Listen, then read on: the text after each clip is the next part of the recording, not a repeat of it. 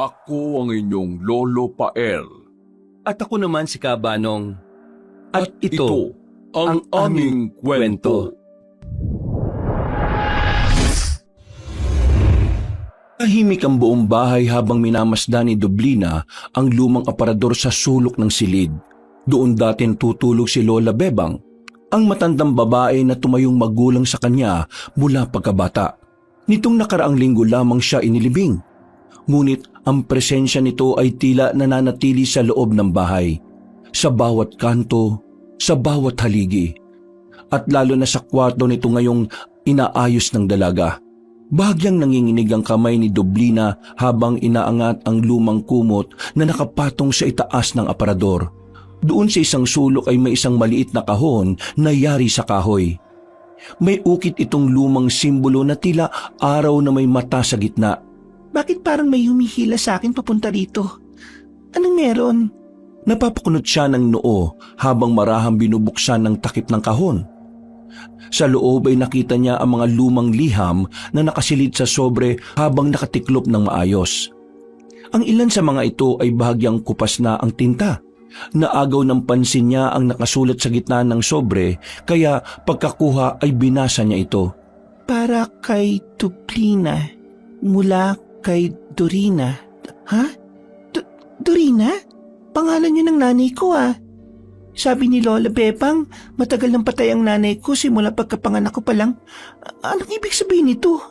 Mabilis ang tibok ng puso niya habang binubuksan ng liham. Mabagal at maingat ang galaw ng kanyang mga daliri na tila takot siyang baka may kung anong mabasa sa mga lumang liham. Subalit sa kabilang banda ng kanyang isipan ay naroon ang kuryosidad na malaman ang buong katotohanan. Isa-isa niyang binasa ang mga sulat. Mula sa pinakalumang petsa hanggang sa pinakahuling 3 buwan, kung saan ay ang 18 kaarawan niya. Nagsinungaling sa akin si Lola Bebang. Ang buong akala ko'y patay ng nanay Dorina ko. Pero meron siyang sulat nito lang nakaraang kaarawan ko. Paanong nagawa sa akin ni Lola to? Bakit nga inilihim sa akin ang lahat ng ito? Sinimulan niyang basahin ang huling sulat at hindi maipinta ang nararamdaman niya habang nagpapatuloy. Para siyang maiiyak na ewan. Mahal kong Doblina, kahit hindi ka sumasagot sa mga sulat ko, itatanong ko pa rin kung kumusta ka na. Alam ko namang mabuting-mabuti ang lagay mo sa dahilan kasama mo ang nanay Bebang. Sigurado kung hindi ka niya pinababayaan. Gusto lang din kitang batiin ng maligayang 18 kaarawan. Isa ka ng ganap na dalaga at siguradong napakaganda mo na. Miss na kita, anak. Paulit-ulit kong sasabihin ito na walang araw kitang hindi naiisip. Lalo na ngayong nasa tamang edad ka na. Handang-handa ka na sa kung anong layunin mo sa buhay, anak. Naiintindihan ko naman kung hanggang ngayon ay galit ka. Kaya siguro ito na rin ang huling sulat na gagawin ko. Pero hindi ako nawawala ng pag-asa na isang araw ay makikita tayo. Lalo na ngayon. Pero hindi ako nawawala ng pag-asa na isang araw ay makikita tayo. Lalo na ngayon. Hindi ko napahabaan pa ang sulat. Mahal na mahal kita, anak. At kung nababasa mo man to ngayon, kung handa ka nang malaman ng totoo, ay palagi kitang hihintayin. Nandito lang ang nanay Dorina mo sa sitio Kubli, kung saan ka isinilang at dapat lumaki. Alam ko naman na walang sinasabi ang nanay Bebang patungkol sa akin. Sigurado kung pinatay na niya ako sa isipan mo. Pero kung gusto mong malaman ng totoo, puntuhan mo lang ako, anak. Hindi ako umaasa ng kapatawaran. Pero sa abot ng makakaya ko ay sasagutin ko ang lahat ng gusto mong malaman. Hindi maintindihan ni Doblina ang magiging reaksyon matapos basahin ang lahat ng liham. Para siyang maiiyak na ewan dahil sa tagal ng panahon ay ngayon niya lang nalaman ang totoo. Nabuhay pa pala ang kanyang ina. Ang akala ko talaga, patay na ang nanay ko. Bakit nga ba ito nilihim sa akin ni Lola? Tinakas niya lang ba ako kay nanay Dorina? Pero bakit niya ginawa yun? Hindi ko magets. Napatitig siya ulit sa mga nakakalat na liham. Hindi siya umiiyak, pero ang dibdib niya ay parang pinipiga ng napakaraming tanong. Tila nagpaulit-ulit sa utak niya ang mga nabasa sa huling sulat, lalo na ang pinakadulo. Nandito lang ang nanay Dorina mo sa sitio Kubli, kung saan ka sinilang at dapat lumaki. Alam ko naman na walang sinasabi ang nanay Bebang patungkol sa akin. Sigurado kong pinatay na niya ako sa isipan mo. Pero kung gusto mong malaman ng totoo, puntahan mo lang ako, anak. Hindi ako umaasa ng kapatawaran, pero sa abot ng makakaya ko, ay sasagutin ko ang lahat ng gusto mong malaman. Anong gagawin ko ngayon nito? Bumaling siya sa kama at naupo habang hawak pa rin ang huling liham. Pagkatapos noon ay dumungaw siya sa bintana na nasa gilid lang mismo ng kinauupo ang kama. Wala ni isang dahon ang gumagalaw. Ngunit parang may kung anong nagpapaywatig sa paligid gawa ng malamig na hangin. At walang ano-ano, sa gilid ng kanyang paningin ay tila lumitaw ang anyo ni Lola Bebang. Ang nangungulubot nitong muka na seryoso nung una hanggang sa unti-unting naging waring nabubulok. Nanlaki ang mga mata ng dalaga at mas lalo siyang nagulat pagkakitang nakanganga si Lola Bebang at may mga mata ng hayop. Napatras siya sa sobrang pagkabigla at sa isang kisap mata ay bigla na lang yung nawala. Sa isang iglap din tuloy ay nawala ang iniisip niya tungkol sa liham ng kanyang ina. Hindi totoo yun. Guni-guni ko lang yung mukha ni Lola Bebang. Tila nawalan na tuloy siya ng ganang maglinis sa silid ng matandang babae. Sinalansan na lang ulit niya ang mga sulat. Kinuha niya ang huling sulat at ang iba pa ay sinunog na lang. Nang matapos na siya sa pag-aayos, ay naglinis-linis pa ng bahay ang dalaga. Pero panay pa rin ang pagtakbo sa utak niya ng mga nabasa kanina. Hindi niya talaga maiwasang madismaya kay Lola Bebang at marami sana siyang gustong itanong. Pero huli na dahil patay na ang matandang babae. Mabuti na lang din ay dumating na rin kagad ang boyfriend niyang si Aldenico na may daladalang hapunan. Kahit papaano ay nalibang at nawala sa isip niya ang tungkol sa mga nalaman. Mabilis na lumipas ang oras.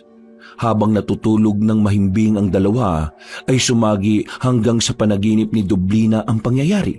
Walang ano-ano ay muli na namang nagpakita sa kanya si Lola Bebang. Katulad nung una, nangungulubot pa rin ang mukha ng matandang babae habang seryosong nakatingin sa kanya. Nakapwesto yun sa paboritong upuan sa sala habang suot-suot din ang paboritong bestidang pula. Lola, bakit niyo po itinago sa akin ang tungkol kay Nanay Dorina? Ang sabi niyo po sa akin, patay na siya. Naniniwala po ako na simula pa lang na ipinanganak ako, namatay na ang nanay ko. Pero hindi po pala totoo mga yon. Nabasa ko na po ang mga sulat sa kwarto niyo. Dapat talaga ay sinunog ko na noon pa ang mga sulat na yon. Hindi ko na dapat yung linipon pa. Malaking pagkakamali ang ginawa kong pagtatabi ng mga sulat ng bruhildang yon. Bakit niyo inilim sa akin lahat, Lola? Ano po bang meron? Matagal nang patay ang nanay mo. Pero buhay pa po siya. Nabasa ko lahat ng sulat niya hanggang sa pinakahuli-hulihan. Hinahanap niya ako, Lola. Bakit ayaw niyo po na makita ko ang nanay ko? Huwag kang pupunta roon, Dublina. Pero bakit po? Basta, huwag! Pagkatapos sabihin niyo ni Lola Bebang ay biglang mas dumilim ang paligid. Humangin din bigla ng malakas at unti-unti silang napalibutan ng mga iba't ibang uri ng insekto. Pagkatapos noon, sa isang kisap mata, ay naagnas na naman ang pagmumukha ng matandang babae na ikinabigla ng dalaga. Napatili si Dublina ng ubod lakas kasunod ang pagbalikwas niya ng bangon. Mabuti na lang ay inakay kagad siya ng boyfriend na si Aldenico na katabi niyang natutulog. Love, anong nangyari? Bakit ka sumisigaw? Nakita ko si Lola Bebang sa may sala. Nagagalit siya at inaagnas sa mukha niya, love. Natatakot ako. Masamang panaginip lang yun, love. Walang ibang tao dito sa bahay kundi tayo lang. Huwag ka na matakot, love. nandito ako at hindi kita iiwan. Hindi na sumagot ang morenang dalaga. Yumakap na lang siya sa boyfriend na patuloy siyang inalo hanggang sa huminahon ng kanyang pakiramdam. Ilang saglit pa ay sabay silang nagtungo sa kusina para uminom ng tubig. Nang nasa labas na ng kwarto ay sabay pa silang napatingin sa sala, sa mismong paboritong upuan ni Lola Bebang noon. Inaliw-aliw na lang ni Aldenico ang girlfriend hanggang sa makarating sila sa kusina. At habang umiinom ng tubig, ay kinuwento nga ng dalaga ang lahat ng mga nalaman niya matapos mabasa ang liham ng ina. Nagulat din ang binata dahil hindi nila sukat akalain na maglilihim ng ganun si Lola Bebang. Pinayuhan na lang muna ni Aldenico ang girlfriend na wag na munang masyadong isipin ang tungkol sa bagay na yon. Bumalik na nga sila sa kwarto at magkayakap na natulog ng mahimbing. Kinabukasan at sa mga nakalipas pang araw ay hindi na rin tinantanan ng pagkabagabag si Dublina. Palagi niyang naiisip ang tungkol sa sulat at halos gabi-gabi rin siyang dinadalaw ng lola niya sa panaginip na hindi niya alam kung ano ang pakahulugan. Biyernes ng hapon, pauwi siyang galing sa palengke nang maisip niyang munang dumaan sa simbahan. Nagdasal siya ng taimtim at nagsindi ng kandila para sa namayapa niyang Lola Bebang. Panginoon, kayo na po ang bahala sa lahat. Buo na po ang desisyon kong harapin ang nanay Dorina ko. Dasal ko lang po ngayon na matahimik na ang kaluluwa ni Lola Bebang at dalhin niyo po ang kaluluwa niya sa kapayapaan. Pag-uwi ng bahay ay eksaktong dumating na rin si Aldenico na muli siyang dinalaw galing sa universidad. Habang naghahaponan sila ay inopen niya ang tungkol sa desisyong magtungo sa lugar ng ina sa Mountain Province. Love, seryoso ka na bang gusto mong pumunta sa kinaroroonan ng nanay mo? Ito lang ang pagkakataon ko para makilala ang nanay ko. Para na rin malaman ko ang lahat ng tanong ko tungkol sa pagkatao ko. Baka masagot na roon at para na rin matahimik na tong puso ko. Mountain Province yun, di ba? Tapos, sa liblib na lugar pa? At sabi mo, Sitio Kubli? Tama ba? Parang hindi ko pa narinig yung lugar na yun, love eh. Huwag mong masamain ah. Nag-aalala lang ako sa'yo, love. Naiintindihan ko naman yon. Pero mas lalong kailangan kong puntahan si nanay. Alam kong may dahilan kung bakit tinago sa akin to ni Lola Bebang eh. At gusto kong malaman ang dahilan na yon. Oh, sige, hindi na kita kukontrahin pero may kondisyon ako. Kondisyon? Anong kondisyon naman yun, love? Ang kondisyon ko, sasama ako sa'yo. Kapag hindi ka pumayag, hindi rin ako papayag na umalis ka. Sige na nga, may magagawa pa ba ako? Pero salamat sa pagsama mo, love. Mas makakampante ako kapag kasama mo ako sa liblib na lugar na pupuntahan mo.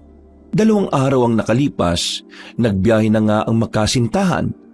Sa isang lumang jeepney patungo sa norte ay magkatabi silang nakaupo.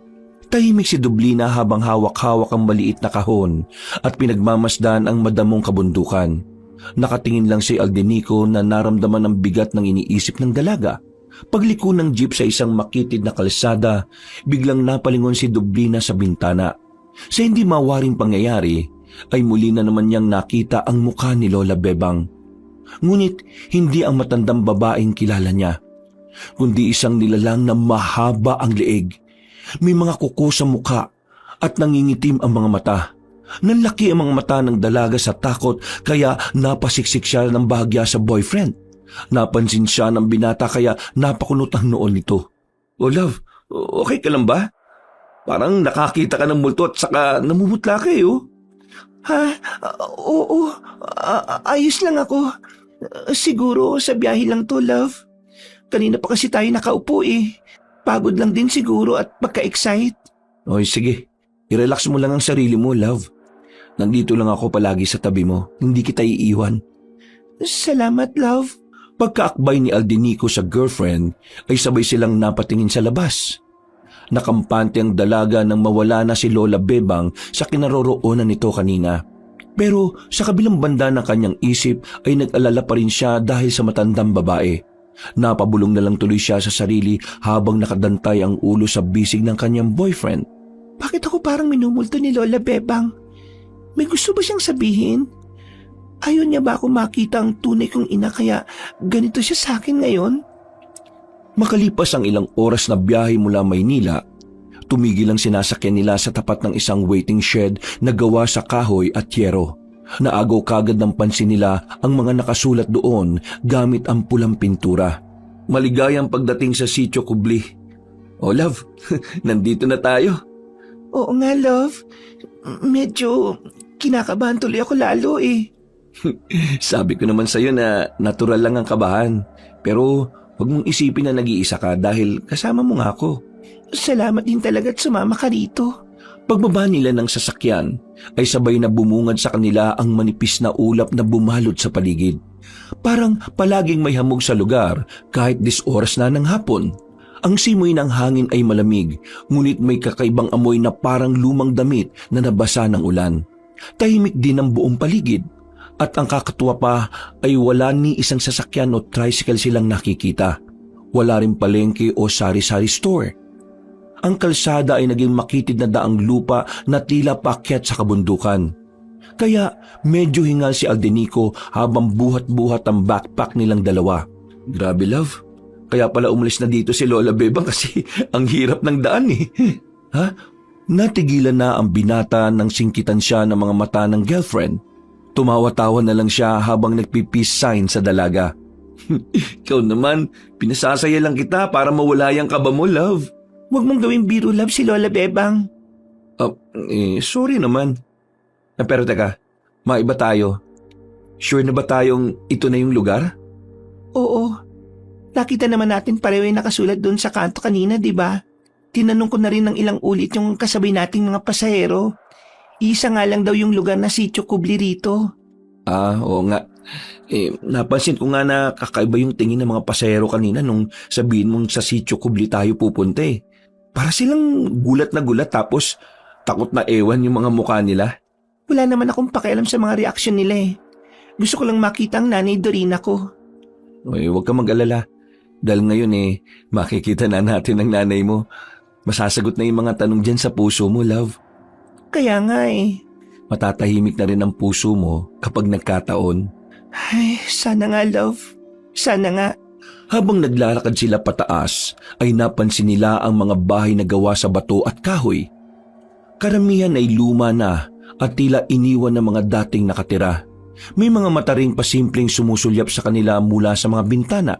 Mga kababaihang tahimik, walang emosyon at hindi ngumingiti. Love, pansin ko lang ha, love. Parang puro mga babae ang nakikita ko nakasilip sa bintana at sa pinto ah. Wala bang lalaki rito? Paano ko naman masasagot ang tanong mo, love? Pareho lang tayo ngayon lang nakarating sa lugar na to. Ay, oo nga pala. Hindi ko naisip yan ah. Umismid na lang ang dalaga at pagkatapos ay nagpatuloy na sila sa paglalakad. Kahit na naiilang sa mga titig ng mga kababaihan, ilang saglit pa nang marating nila ang bahay na may pulang bintana. Bumukas ang pinto ng kusa na parabang alam na paparating sila. Isang babaeng may edad ang lumabas doon. Nakasuot yun ng kulay abong saya. Nangangalumata, payat at maputla ang balat. Ngumiti yun sa kanila ngunit hindi umabot sa mga mata ang ngiti. Napahinto si Dublina nang makita ang nasabing ginang. Pakiramdam niya ay parang sila lang ang tao sa paligid. Kahit na hindi niya kilala ang babaeng kaharap, ay may parte ng puso niya ang tila kumikilala rito. Magkagayunman ay hindi pa rin siya nakaimik. Para kasing may puwersang pumipigil sa kanya na hindi niya rin maintindihan kung ano. Nang mapansin ito ni Aldenico, ay ang binata na ang umaksyon para sa kanyang girlfriend. Mawalang galang na ho, Ale. Mga dayo ho kasi kami rito. Tama po ba ito yung Sitio Kubli? Eto nga, iho. Ito lang naman ang nag-iisang Sitio Kubli sa buong probinsya. Ganun po ba? Kung nandito na po pala kami, itatanong ko na rin kung may kilala kayong Dorina Madilima. Ako yon, iho. Ako si Dorina Madilima. Nay? Natigilan silang tatlo pagkatapos sabihin ni Dublina. Tila ilang segundo silang nilamo ng nakabibinging katahimikan hanggang sa muling magsalita ang dalaga.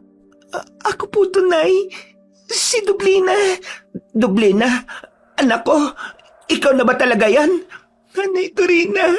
Opo, ako po ito. Kitang-kita sa mukha ng mag-ina ang matinding pananabik. Matapos nilang makita ang isa't isa, tila tuluyan nang bumagal ang ikot ng mundo para kay Dublina. Matapos niyang masilayan ng ina na inakala niyang patay na. Lumapit ang ginang at niyakap siya ng maigpit habang hindi maipaliwanag ni Dublina ang nararamdaman. May init ng pagmamahal sa yakap, ngunit may kakaibang kirot sa dibdib na para ring may kulang. Hindi pa rin siya makaramdam ng totoong kasapatan, pero isinantabi na lamang niya yon dahil nananabik pa rin talaga siya na makita ang kanyang nanay. Tuluyan ng tumulo ang luha ng dalaga, hanggang sa yumakap na rin siya ng maigpit. Iyon na po ba talaga ang nanay ko? Oo, anak. Ako nga ito. Salamat at natagpuan mo ko. Ang tagal kong hinintay ang araw na ito na makita tayong muli bago pa mahuli ang lahat para sa akin. Nag-iyakan ang mag-ina habang magkayakap. Si Aldenico naman ay masayang-masaya rin para sa buhay ng kanyang girlfriend. Subalit sa kabilang banda ay hindi pa rin maalis ang kakaibang pakiramdam. Lalo na nang makita niya ang iba pang kababaihan nang maglabasa ng mga yon sa kani-kanilang bahay. Halos lahat sila ay mga nangangalumata. Maputla at buwaghag ang mga buhok na parang hindi naliligo. Hindi na lang masyadong pinansin ng binata pero nakikripihan siya sa mga ikinikilos sa mga kababaihan. At ilang saglit pa, pagkatapos ng sentimiento na mag-ina, pinatuloy sila ni Dorina sa bahay nito. Malinis at mabango ang loob at may mga antigong muebles at lumang larawan ng kababaihan sa mga dingding.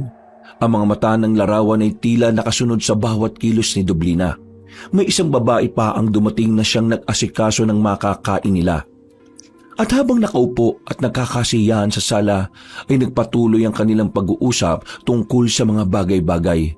Marami silang napagkwentuhan hanggang sa masabi na nga ni Dublina na mag-iisang buwan ng patay si Lola Bebang. Hindi ko man lang nakita ang nanay bago siya maihatid sa huling hantungan. Huwag niyo po sanang masamay nang itatanong ko, Nay. Kung alam niyo naman po pala ang kinaroroonan namin ni Lola, bakit hindi niyo na lang po ako pinuntahan doon at dinalaw? Mas okay naman po siguro yun, di ba? Kesa magpadala kayo na magpadala ng sulat na hindi ko naman po pala natatanggap. Napaisip lang ako bigla na paano pala kung sinunog ni Lola Bebang yung mga sulat. Hindi ko po kayo makikita habang buhay kung iisipin kong patay na po kayo. Pero hindi naman yun nangyari, anak. Inilayo ka naman sa akin ni Nanay Bebang noon. Hindi na mahalaga yun. Ang importante sa ngayon nandito ka na at nakita na rin tayo sa wakas. Love, tamang sinabi ni Nanay Dorina. Ang mahalaga sa ngayon nakita na rin kayo at mawawala na rin yung mga gumugulo dyan sa isip mo dahil masasagot na ang mga katanungan mo. Mga katanungan? Marami po kasing tanong si Dublina sa inyo. Siguro po mapag-uusapan nyo rin ang mga yon sa tamang oras. Mas okay po kung mag-enjoy muna tayo pare-pareho dahil sa magandang nangyari na to. Alam mo, Dublina, anak, napakaswerte mo dahil may kasintahan kang mapagmahal at suportado ka sa lahat ng bagay. Salamat nga pala sa pagsama mo sa anak ko, Aldenico. Ay, walang anuman po yun, Nay Dorina. Patuloy mo lang na mahalin at suportahan ang anak ko. Dublina, tama ang sinabi ng nobyo mo na sa ngayon ay magsaya na muna tayo. Pero bago yon, ay magpahinga na muna kayo dahil mukhang pagod na pagod kayo sa mahabang biyahe. Huwag ka mag-alala, anak, dahil lahat ng mga tanong mo ay handa kong sagutin. Sige po, Nay. Salamat po. Gusto ko lang pong sabihin na masayang-masaya ako na makita kayo. Ako rin naman, anak. Sobrang saya ko. Hindi mo lang alam kung gaano kami kasayang lahat dito sa Sitio Kubli dahil bumalik ka na rin sa wakas. Hindi na nagawang makapagtanong ni na Aldenico at Dublina patungkol sa sinabing yun ng ginang. Mula kasi sa kusina ay lumabas ang dalawang babae. Tahimik ang mga yon na nakasuot ng parehas na abong bestida. Pareho ring maputla at parehong may suot na itim na pulsera sa kaliwang kamay. Lumapit sila sa tabi ni Dorina ngunit hindi mga nagsalita. Sila si Aba at Kada. Mga kasambahay ko sila dito. Ikinagagalak ko kayong makilala, Aling Aba at Aling Kada. Ako rin po. Aba, pakihanda na mga magiging silid ng anak ko at ng nobyo niya. Kada, ibalita mo sa mga kapanalig ang pagdating ng aking anak. Magkakaroon tayo bukas ng kasiyahan dahil nagbalik na ang matagal na nating hinihintay. Pagyukod ng dalawang kasambahay ay umalis kagad ang mga yun. Tila nagtataka namang nakatingin ng magkasintahan dahil sa kakaibang ikinikilos ni na Aling Ada at Aling Kada. May problema ba, anak? Po? Nay? Nakakatinginan kasi kayo ni Aldenico. Wala naman po, Nay. Ay, pasensya na po, Nay Dorina. Nagulat lang po kasi kami. Tama po ba yung pagkakarinig namin sa sinabi niyong magkakaroon ng kasiyahan sa buong sityo? Oo. Tama nga ang narinig niyo. Magsasaya ang buong sityo dahil sa pagbabalik ng aking anak. Hindi po kaya tayo makaabala sa mga taga rito? Huwag kayong mag-alala. Dahil siguradong tuwang-tuwa ang lahat sa pagbabalik ng anak ko. Kaya pakiusap. Samahan niyo kami sa kasiyahan lalo ka na anak, Dublina. Sige po, Nay. Magpapahinga na lang po muna kami ni Aldenico para makapaganda rin bukas. Tama. Sigurado ko magugustuhan niyo ang kasiyahan. Pagkatapos ng pag-uusap na yon, maya-maya lang din ay bumaba na si Aba at sinabing okay na ang magiging silid nilang magkasintahan. Habang inaakyat nilang dalawa ang hagdan, ay may narinig si Dublina na kaluskos mula sa sahig sa itaas. Hindi niya pa ito pinansin nung una sa pag-aakalang tunog ng nilulumang kahoy lang yun. Pero pagtapak nila sa huling baitang ng hagdan, ay tila ba nagdilim ang paligid. At sa dulo ng pasilyo ay nakita niyang isang babaeng nakayuko sa sahig. Dahil sa madilim kaya hindi niya mamukaan kung sino yon. Paglingon niya sa kanan ay bigla na ring nawala si Aldenico. Nagulat din siya dahil nawala rin kahit ang hagdan sa likod. Anong nangyayari? Aldenico? Love? Nasaan ka? Natigilan na naman siya nang maaninag ang nasabing babae. Nang mag-focus siya sa mukha nun, ay gano'n na lang ang gulat niya nang makita ulit si Lola Bebang na parabang galit na galit. Napatras siya at tila muling bumalik sa ulirat nang makaramdam ng pagtapik sa bandang kanan. Paglingon niya ay nandoon na ang kanyang boyfriend na tila napapaismid pa. Na-stuck up ka na naman dyan, love. Bakit? Ha? Wala. Tara na sa kwarto. Sa bandang dulo raw yon, sabi ni Aling Aba at Nay Dorina. Okay, love. Mukhang hindi mo pa rin ma-absorb yung nangyayari Masayang masaya ako para sa iyo, love.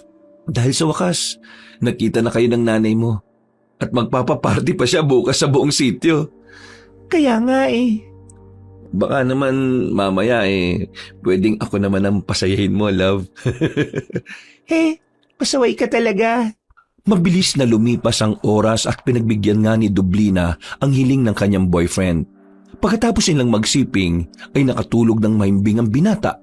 Hindi naman kagad dinalaw ng antok ang dalaga dahil hindi pa rin siya makapaniwala na nagkita na silang mag-ina. Masaya siya pero sa kabilang parte ng puso at isip niya ay parang may kung ano pa rin kakulangan. Bakit ganito yung pakiramdam ko? Parang may something weird na hindi ko maintindihan. Masaya naman ako nung nakita kami ni nanay. Siguro dahil hindi pa rin niya nasasagot yung mga tanong sa dibdib ko. Kapag nasagot na ang mga tanong siguradong mawawala ng ganitong pakiramdam. Natigilan ng dalaga dahil mula sa bandang pintuan ay nakarinig siya ng maihinang yabag na mga paa. Napatingin siya roon at ilang saglit pa ay nagulat siya. Dahil dahan-dahang bumukas ang pinto. Takang-taka ang dalaga dahil sigurado siyang nilak niya yung kanina bago sila nagsiping. Malalim pa naman na ang gabi at madilim na ang paligid dahil patay na ang ilaw. At habang dahan-dahang bumubukas ang pinto ay sinasabayan ito ng may hinang alingit-ngit na lalong nagpatayo sa mga balahibo ni Dublina. Subalit kahit natatakot ay nanatili ang tingin niya roon. Hanggang sa muli niyang narinig ang may hinang yabag. Ilang saglit pa nga ay nakita niyang pumasok si Lola Bebang. Ngunit mas kakaiba ang anyo na matandang babae ngayon. Inaagnas na may hiwa ang leeg. May itim na usok na lumalabas sa bunganga at umiiyak ang mga mata ng dugo. Lola Bebang, sinabihan na kita. Bakit po kayo nagagalit, Lola? Hindi po ba kayo masaya na nakita na kami ng nanay ko? Ang tigas ng ulo mo. Sinabi ko na sa iyong wag na wag kang pupunta rito, pero hindi ka nakikinig sa akin, Dublina. Bakit ayaw niyo po kami magkita? Bakit niyo ako inilayo sa nanay ko? Hindi mo siya nanay! Ilang saglit pa ay unti-unting nagbago ang anyo ni Lola Bebang. Nanlisik ang mga mata nito at pagkatapos ay bigla na lang nabiyak ang tiyan. At sa biyak na yon ay may mga gumagalaw na mga mahabang alupihan na matataba at mahaba. Mabilis ang mga sumunod na pangyayari. Dahil nang mahulog ang mga alupihan ay mabilis itong nagsigapang papunta sa kama. Napahiyaw ng gusto sa takot ang dalaga at napatindig siya sa kama. Dahil doon ay naalimpungatan si Aldinico at gulat na tumayo rin bago buksan ang ilaw. "Oh love, anong nangyari? Bakit ka na naman sumisigot, tumatalon-talon sa kama? Binabangungot ka na naman ba?" Nandito si Lola Bebang. Sinusundan ako ni Lola Bebang, love. Minumulto niya ako. Habang umiiyak ay niyakap na lang ni Aldinico ng maigpit ang kasintahan. Hanggang sa huminahon nito at makatulog ulit ng mahimbing. Kinabukasan ay masigla ang sikat ng araw nang imbitahan sina Dublina at Aldinico sa isang tila espesyal na pagtitipon sa gitna ng Sitio Kubli. Pinapalamutian ng mga makukulay na tela, palaspas at mga palamuti mula sa dahon ng saging ang plaza. May kawayang entablado pa sa gitna at nakapalibot ang mga kababaihan ng sitio. Lahat ay nakasuot ng pulang saya na may mga burdang tila alon at kulay itim na belo sa kanilang ulo. "Love, ang gara naman ng mga suot nila." Hinaan mo yung mga... "Love, ang gara naman ng mga suot nila, no?" Uy, love, hinaan mo nga yung boses mo.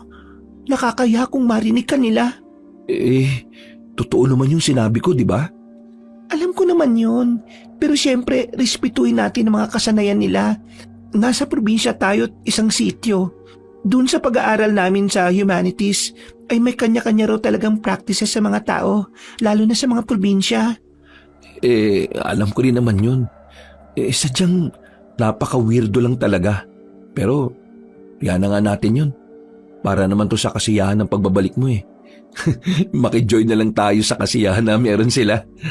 Magkahawak kamay sina Dublina at Aldinico habang nilalapitan sila ni Nanay Dorina. May ngiti ang ginang sa labi ngunit may kung anong pagkalamig sa mga mata nun na hindi maipaliwanag ng magkasintahan. Ngayon ikaw ay nagbalik. Panahon na upang muling magsama-sama ang ating lahi.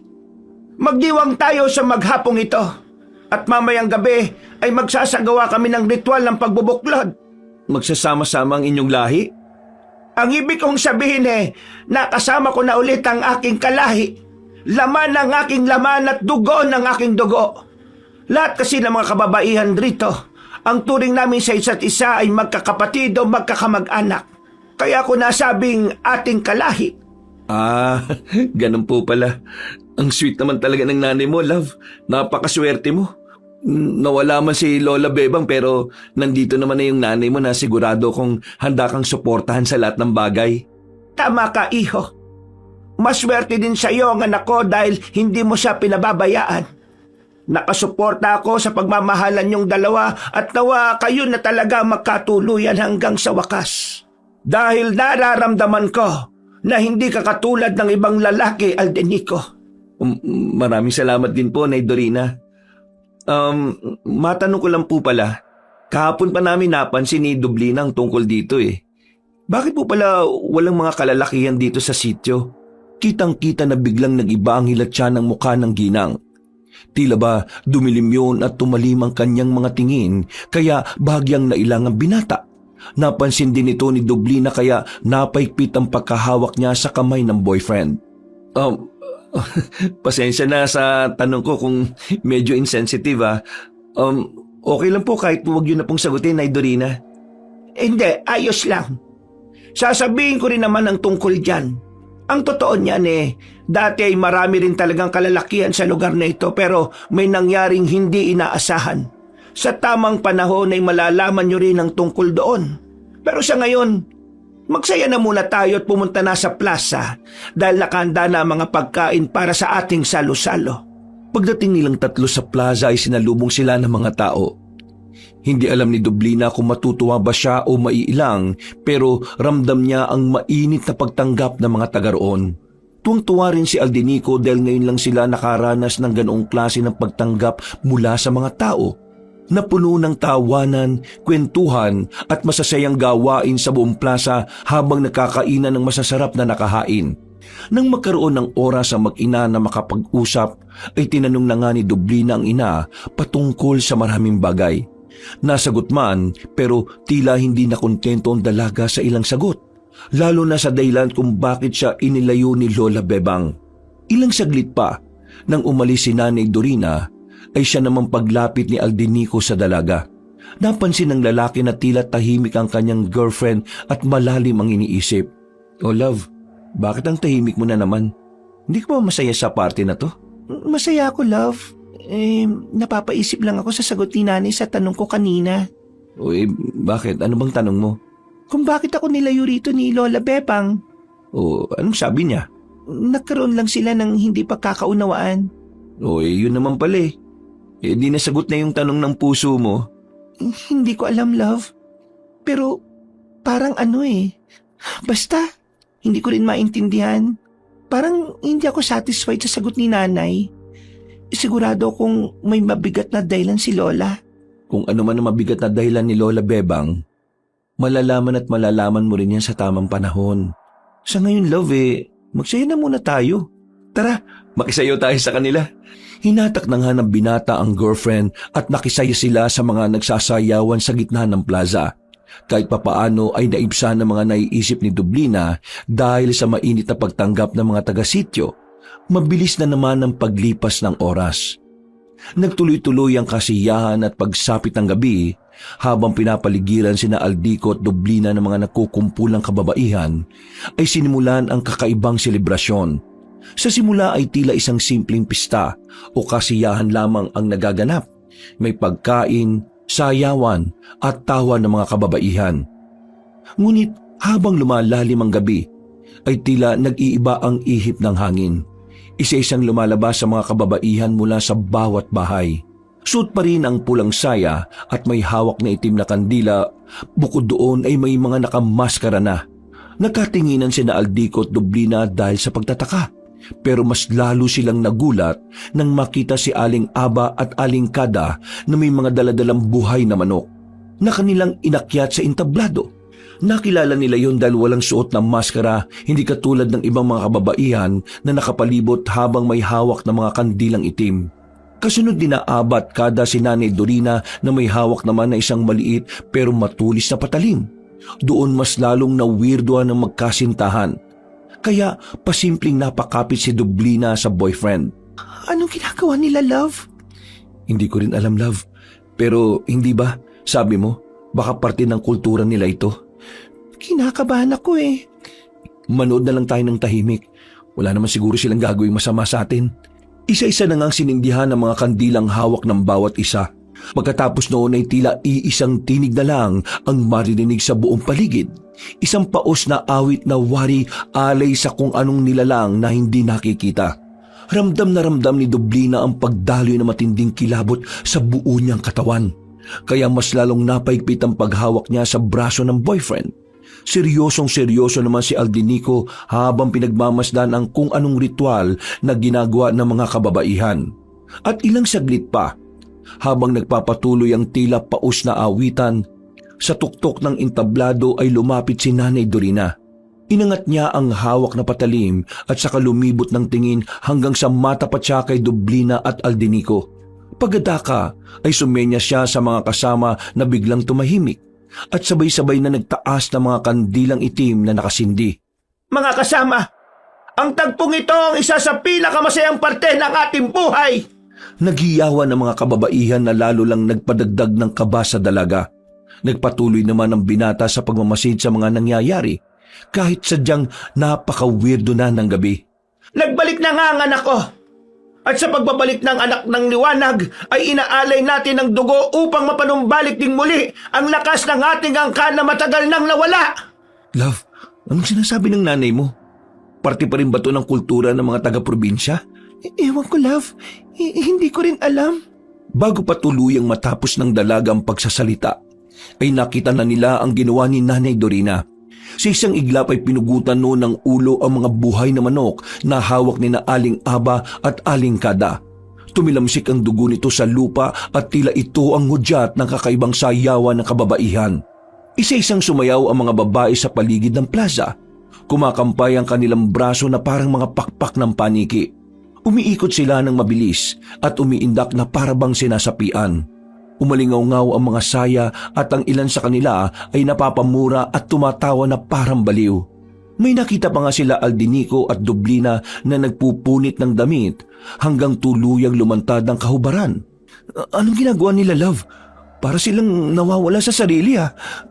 Nababaliw na ba mga tao dito? Hindi ko rin alam, love. Natatakot na ako. Parte nga lang siguro to ng kasiyahan kaya huwag tayong kabahan at matakot. Hindi naman siguro sila nababaliw, di ba? Wala naman silang sinasaktan eh. Kaya mag-enjoy lang tayo sa panonood at hayaan na muna natin sila. Hindi na umimik si Dublina. Kumapit lang siya ng maigpit sa braso ng boyfriend habang nakaantabay sa mga mangyayari. Pero ang totoo ay gusto na niyang umalis. Ngunit parang may humihila sa kanya upang manatili pa rin sa lugar na yon. May kung anong mabigat na enerhiya ang tila matinding kumakapit sa kanyang kabuuan. At habang nagaganap ang tila kabaliwan ng mga kababaihan, sa isang sulok ng entablado ay may napansin ng dalaga na matandang babaeng hindi gumagalaw o nakikiayon sa kasiyahan. Nakaupo yun na nakatalukbong. At nang i-focus niya ang paningin sa nasabing babae, nakilala niya agad ang hugis na mukha nito. Si Lola Bebang? Natigilan na siya nang bigla yung tumingin sa kanya. Ang dating mapagmahal na mukha ng matandang babae ay napalitan ng isang malademonyong itsura. Itim ang mga mata, maputla ang balat at may manipis na dugo sa gilid ng bibig. Binala na kita at hindi ka nakinig. Sinabihan na kita huwag pupunta sa lugar na ito pero sinunod mo pa rin ang gusto mo. Pareho kayo ng nanay mo. Pareho kayong matitigas ang kalooban. Napapitlag si Dublina at napatras siya sa takot. Ngunit paglingon niya muli sa inuupuan ni Lola Bebang ay wala na ito.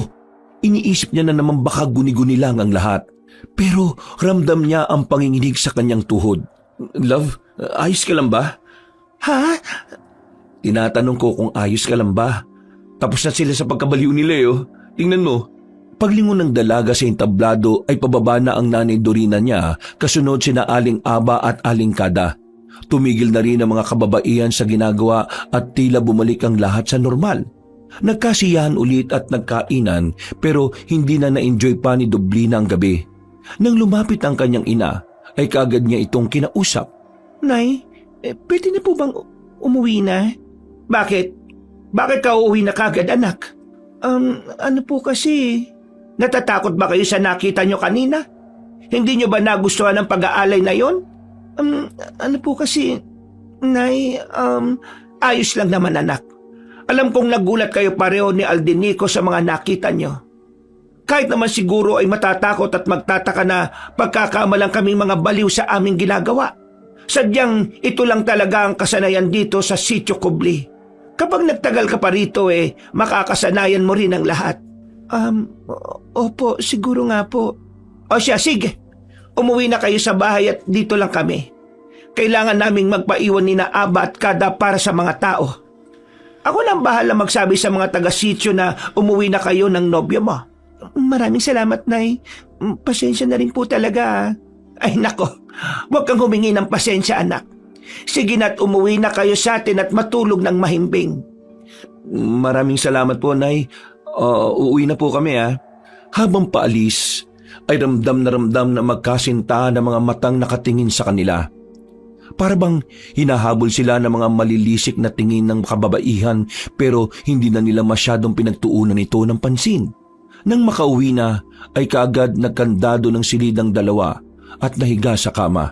Yumakap ng maigpit si Dublina sa boyfriend hanggang sa makatulog siya ng mahimbing. Pasado 3:00 na madaling araw, pagmulat ng mga mata ni Dublina, ay wala na sa tabi niya ang boyfriend kaya napabalikwas siya ng bangon. Love, nasan ka? Shh! Huwag kang maingay, love. Ha? Bakit, love? Anong meron? Teka, nasan ka? Dito sa gilid ng bintana. Halika rito, love. May papakita ko sa'yo. Dahan-dahang lumapit ang pagapangang dalaga at nang magkatabi na sila ni Aldenico ay sabay din silang tumayo at dumungaw sa bintana. Sabay silang tumingin sa labas pero wala naman silang nakitang kahit na ano kundi panay kadiliman lang. Dahil doon ay nagtatakang napapakunot ng noo si Dublina na napaismid pa nga. Meron ka bang ipapakita sa akin, love? Oo, meron nga. Tingnan mo ko. Paglingon ng dalaga sa kanyang boyfriend ay ganoon na lang ang pagkagimbal niya dahil duguan na ang mukha ng binata at butas-butas yun. Hindi siya nakasigaw kaagad. Sa halip ay dali-dali siyang umatras hanggang sa matalisod ang patalikod sa kama. Napaupo siya dito habang nakatingin pa rin sa nobyong duguan na naglalakad palapit sa kanya. Ganito ang mangyayari sa akin kapag nagtagal pa tayo dito, love. Mula sa butas-butas na mukha ay unti-unting naglabasan ng mga insektong malalaki. At nang mahulog yun sa sahig, ay mabilis na gumapang sa kinaroroonan ng dalaga. Dahil doon ay tumungtong ang babae sa kama hanggang sa ma-corner siya sa isang sulok. Meron siyang nabangga na malamig na bagay at nang lingunin niya ito, ay mas lalo lang siyang nagimbal. Nandun si Lola Bebang na nakatayo at tila galit na galit ang muka. Katulad din ni Aldenico, butas-butas ang muka ng matandang babae at duguan. Lola, bilalaan na kita at hindi ka nakinig, Dublina. Ganyan ang sasabitin niyo kapag hindi ka pa umalis sa lugar na ito. Pagkatapos marinig ang mga salitang yon, ay naramdaman na lang niya ang paggapang ng mga malalaking insekto sa kanyang katawan. At kahit anong pagpag, ay hindi naaalis sa mga ito. Nagsisigaw siya sa takot hanggang sa mapabalikwas siya ng bangon.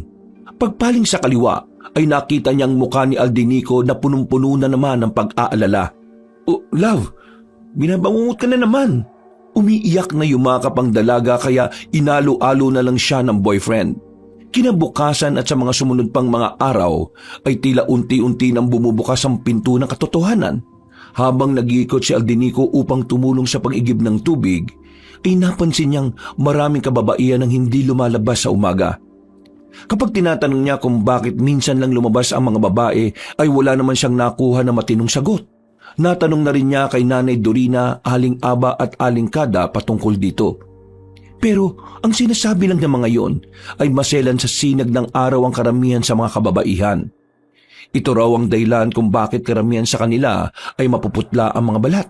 Pero dahil sa isang lalaking may malikot na kaisipan, ay tila hindi siya na-satisfy sa sagot ng mga kababaihan. Minsan sinundan ng binata ang isang babae na nagngangalang Egay dahil napansin niyang palagi itong nakatago. Nakita niya itong pumasok sa isang silid sa ilalim ng kubo.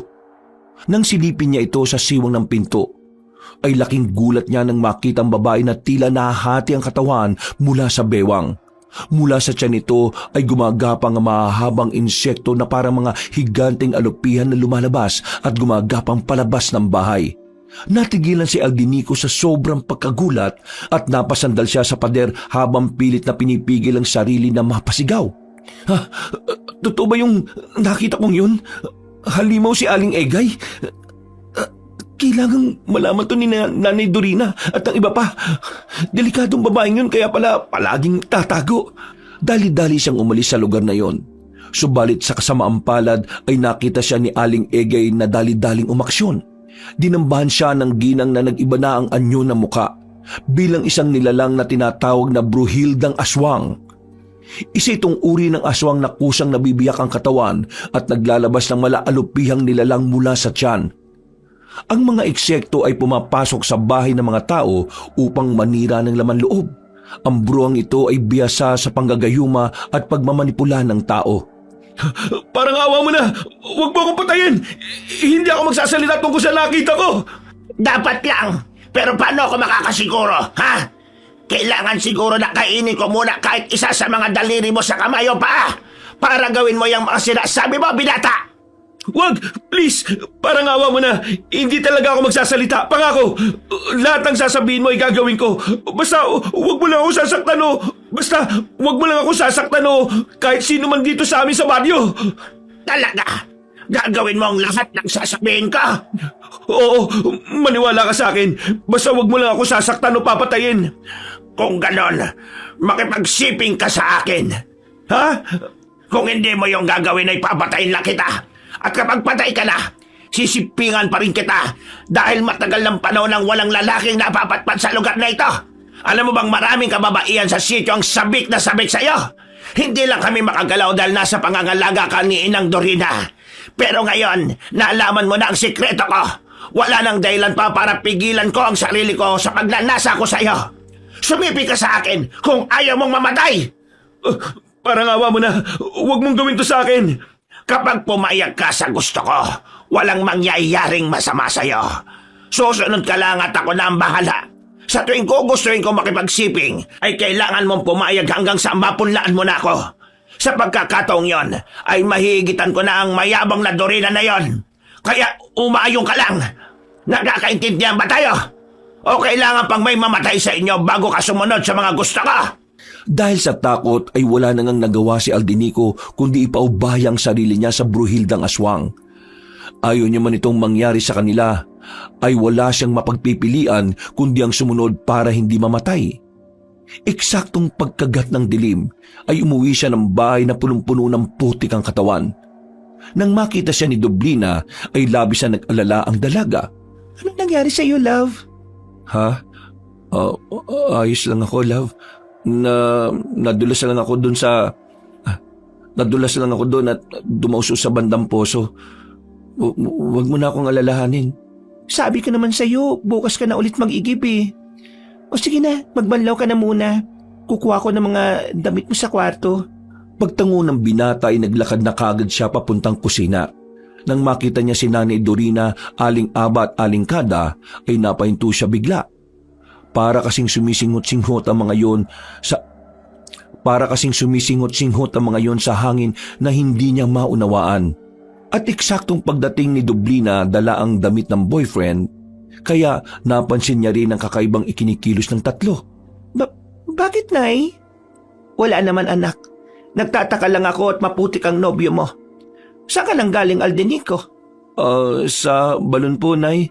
Dumaus-us ako dahil basa yung daan. Kaya ito po, naputikan ako. Ganun ba? Wala bang ibang nakakita sa'yo o gumawa ng hindi maganda? Po? Wala po, Nay. Sigurado ka ba? Nagsasabi ka ba ng totoo? Opo. Oy, sige na. Magbanlaw ka na para makakain na tayong lahat ng hapunan. Naiiling na yumukod ang binata at dali-daling kinuha ang malinis na damit kay Dublina. Pumasok siya kagad sa banyo at nagbanlaw ng katawan. Makalipas ang ilang minuto, paglabas niya ng banyo ay nakita niyang nakahanda ang hapagkainan. Pero nakapagtatakang wala sina Aling Aba at Aling Kada. Maghapunan na tayo. Hindi na po ba natin hihintayin sila Aling Aba at Aling Kada? Meron silang inaasikasong importante ngayon. Sige na, kumain na tayo para makapagpahinga na rin kayong dalawa. At dapat kayong matulog na maaga ngayong gabi. Bakit naman po, Nay? Wala naman. Sige na at magsikain na tayo. Naghapunan na nga sila at ang matapos na ay tumulong na sa paghuhugas ng pinggan si Dublina. Si Aldinico naman ay tahimik lang habang nakatingin sa bintana.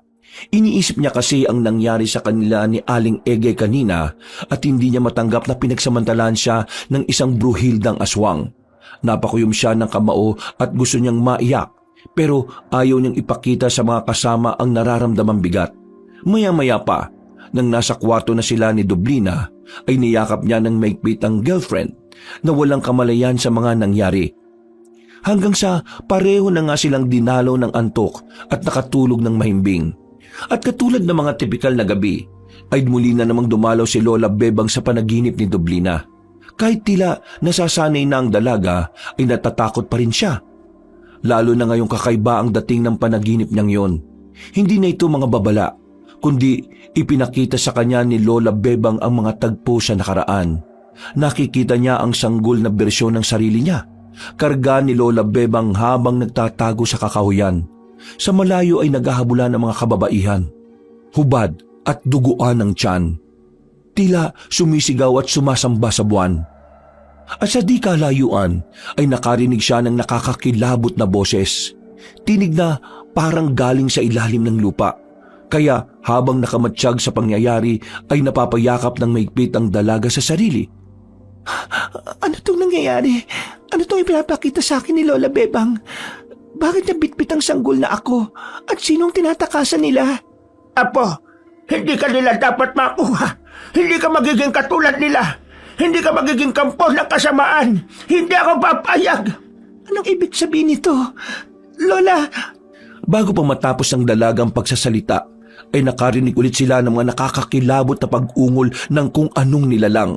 Paglingon niya sa pinanggalingan ng ingay, ay nakita niya roon si Aling Egay at ang 3 pang babae na hindi na niya maaninag ang mga muka. Laking gulat niya nang mabiyak ang tiyan ni Aling Egay at mula roon ay lumabas ang malalaki at matatabang insekto. Mabilis na gumapang ang mga ito sa lupa at sinundan ang pinagtataguan ni na Lola Bebang at ang sanggol na si Dublina. Napasigaw ang dalaga dahil doon, kaya napatingin sa kanya ang mga bruhildang aswang. Lola Bebang, takbo! May mga malalaking insekto papunta riyan! Eksaktong pagkatapos isigaw yun ng dalaga, ay nagulat na lang siya dahil nasa likuran na niya si Aling Egay na nasa anyo ng aswang. Dinamba siya nito dahilan para mapabalikwas siya ng bangon. Pagdilat ng mga mata, ay parabang hinihila ang kaluluwa niya palabas sa katawan niya. Naramdaman niya ang tibok ng puso niya, hanggang sa tuktok ng ulo. Pagtingin niya sa tabi, ay tulog na tulog si Aldenico na halatang pagod na pagod. Napatingin din siya sa madilim na bahagi ng silid dahil nakarinig siya ng bulong mula roon. Tinig ni Lola Bebang na nagbibigay na naman ng matinding babala. Umalis na kayo! Umalis na kayo! Umalis na kayo pa! Naantala na lang siya at nawala rin ng mga yon nang kumislot si Aldenico at bigla siyang niyakap na maigpit. Napa-sign of the cross na lang ang dalaga at pilit na bumalik sa pagtulog. Pero nagimbal sila at parehong nagising matapos makarinig ng nakakakilabot na ungol mula sa hindi kalayuan. Anong ingay yun? Gawa ba yun ng mabangis na hayop? Hindi, love. Anong ibig mo sabihin? Bakit parang may alam ka, ha? Meron ka bang hindi sinasabi sa akin? Matulog na tayo, love. Ligtas tayo rito sa bahay at walang mangyayaring masama sa atin. Hindi tayo sigurado dyan, love.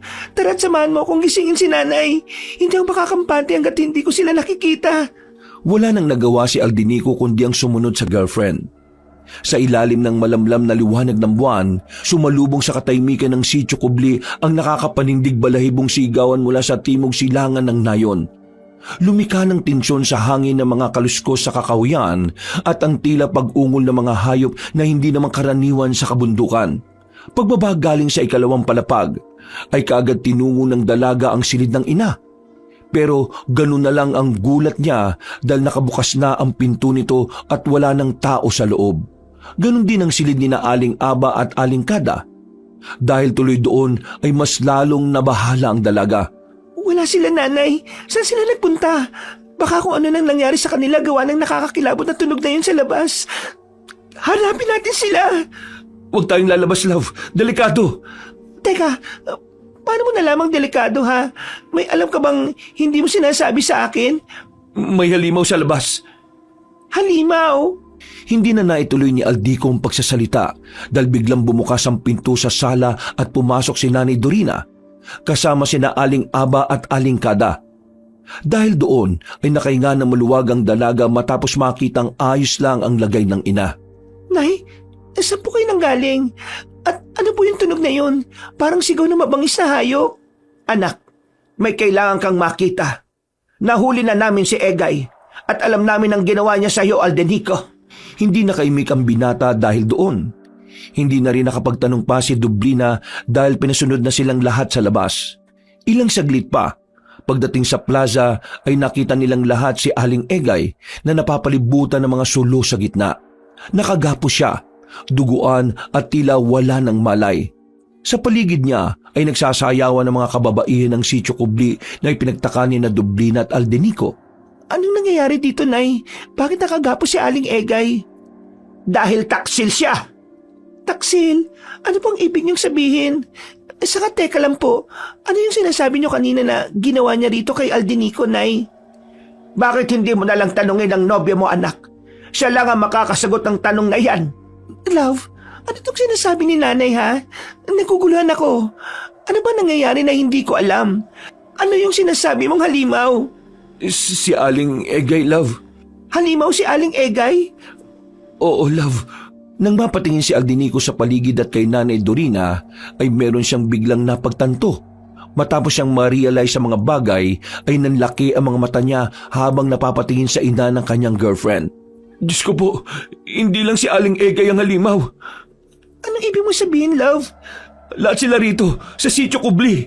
Ngumiti sa kanya nang makahulugan si Nanay Dorina at pagkatapos noon ay unti-unti na nilang inihayag ang kanilang tunay na anyo. Ang kanilang mga mata ay naging mapula. Ang mga kuko ay tumalas na parang mga sandata. Sa bawat ikot ng kanyang sayaw ay tila may lumalabas na usok mula sa lupa. Mabaho ito at parang amoy ng nabubulok na laman at asupre. Nagulat ng husto si Dublina nang makita ang ina niyang si Dorina na lumapit kay Egay. Hindi pa nagpapalit ng anyo ang ginang pero kitang-kita sa aura niya ang pagiging isang mabagsik na nilalang. May hawak siyang kutsilyo at nagsimulang magsalita ng mga salitang hindi maintindihan.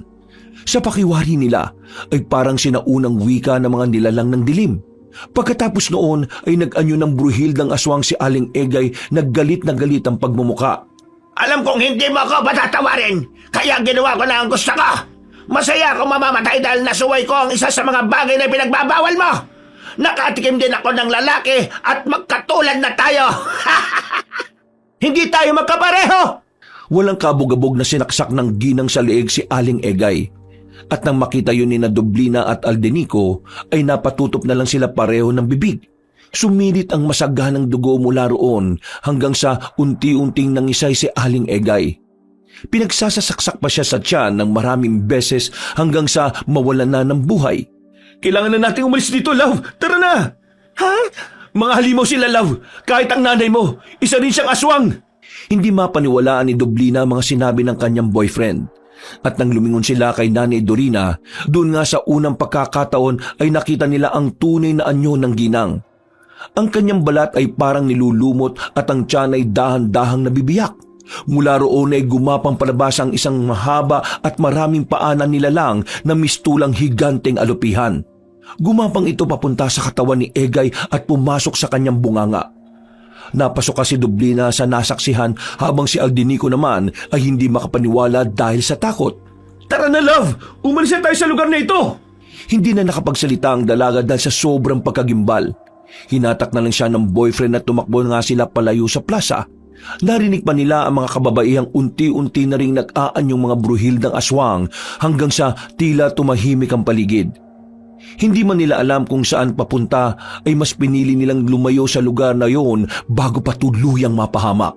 Hindi na sila bumalik sa bahay ng ina para kunin ang mga gamit. Kumilos na lang sila ng padalos-dalos dahil hindi rin talaga nila alam ang gagawin.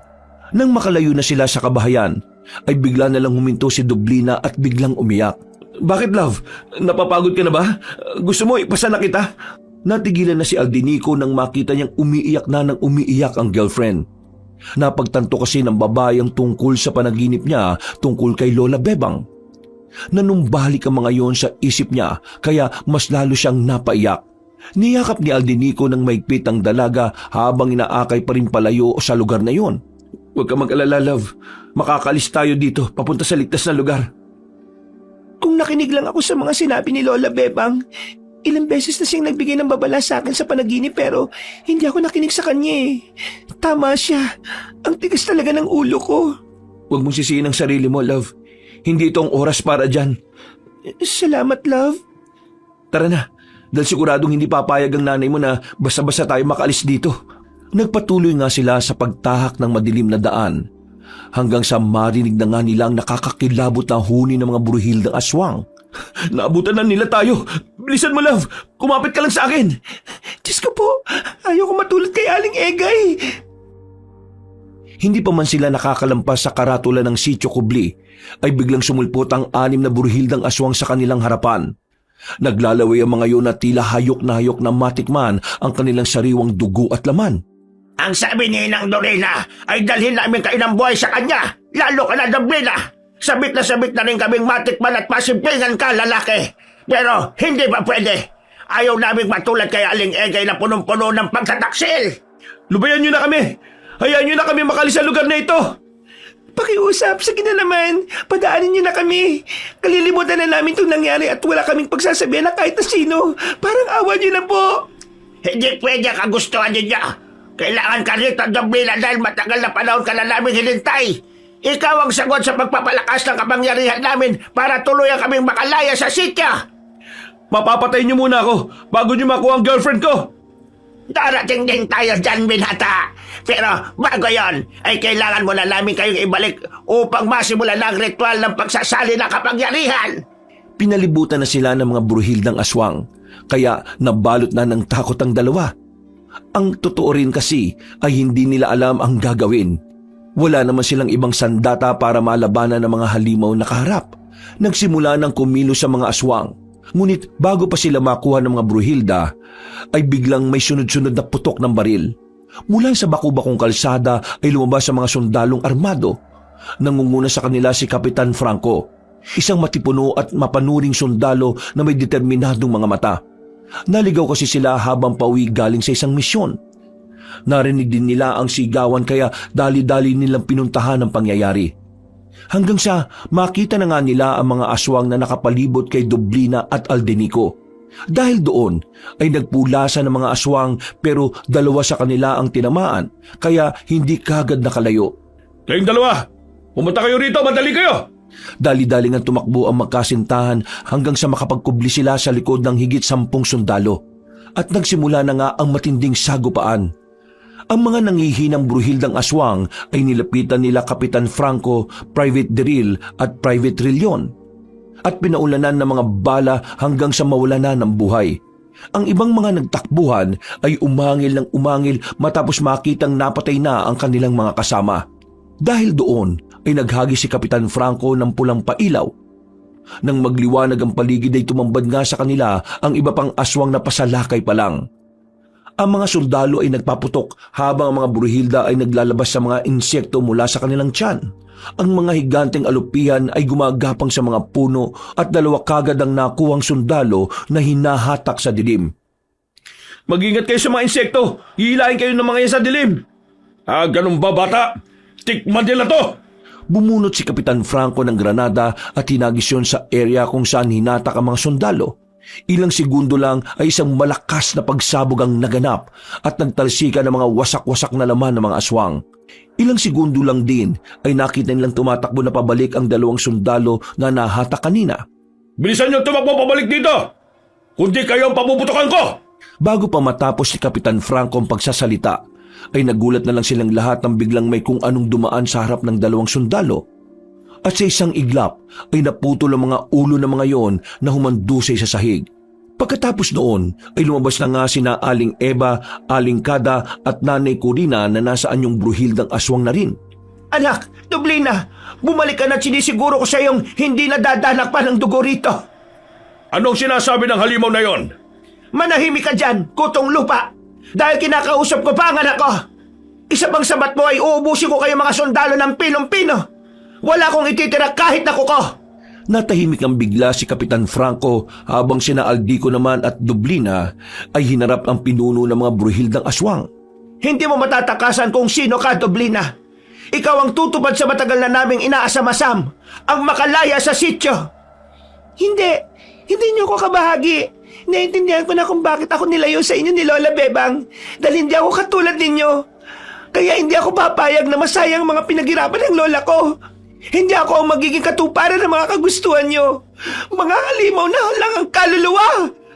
Kung ganon, kung yan ang desisyon mo, ay wala na ako magagawa.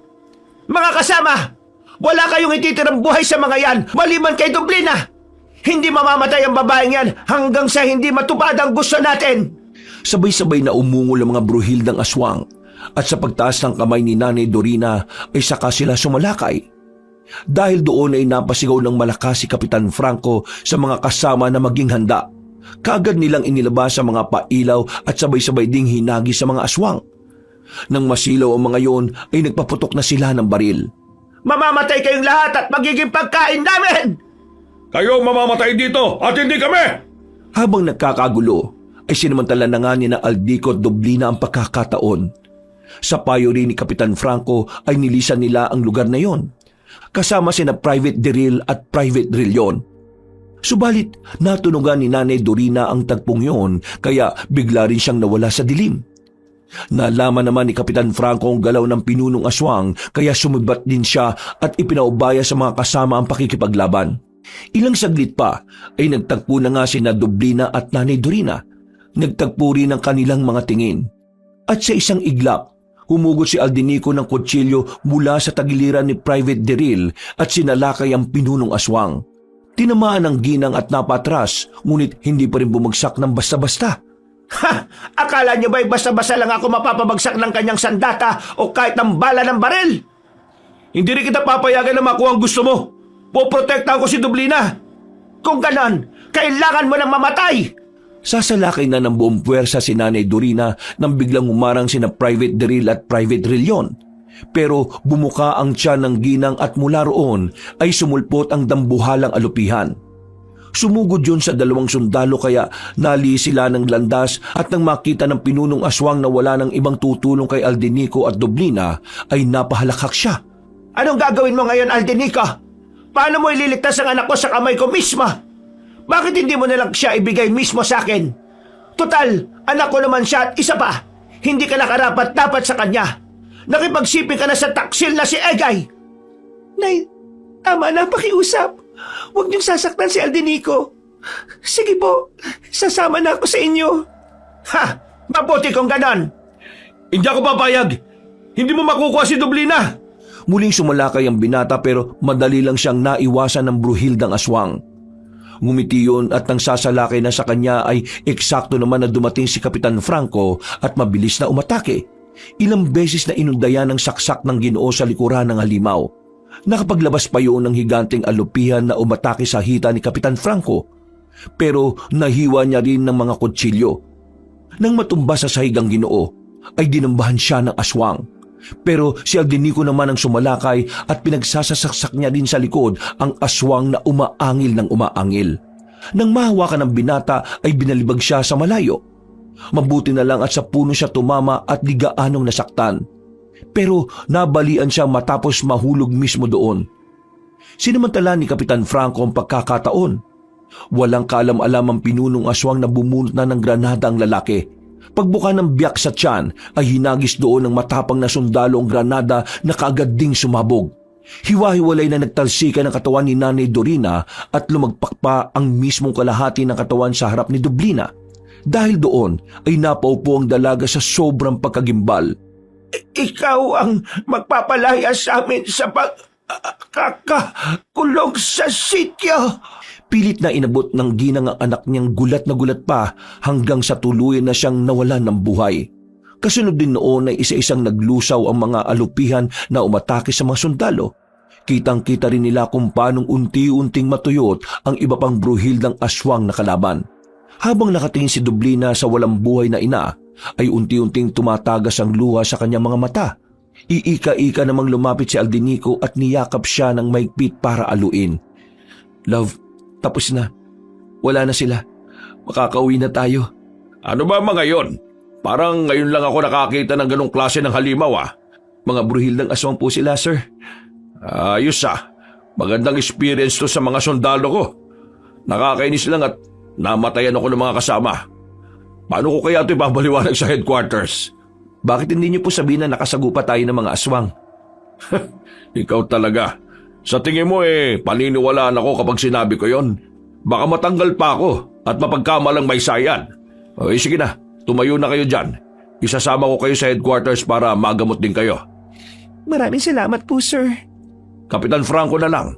Pagkatango ng magkasintahan ay sumunod na nga sila sa mga sundalo hanggang sa marating ang military truck. Pagdating nila sa headquarters ay nagkaroon ng kaunting interogasyon bago sila tuluyang palayain. Pinalabas na nga lang ni Kapitan Franco na nagkaroon ng engkwentro sa mga rebelde kaya namatay ang dalawang sundalo. Makalipas ang ilang araw, nakabalik na sa Maynila sina Dublina at Aldinico. Muling dinalaw ng dalaga ang puntod ni Lola Bebang at habang nagtitirik ng kandila ay napapahagulgol siya sa pag-iyak. Lola Bebang, maraming salamat po dahil kahit wala na kayo palagi pa rin kayong gabay ko.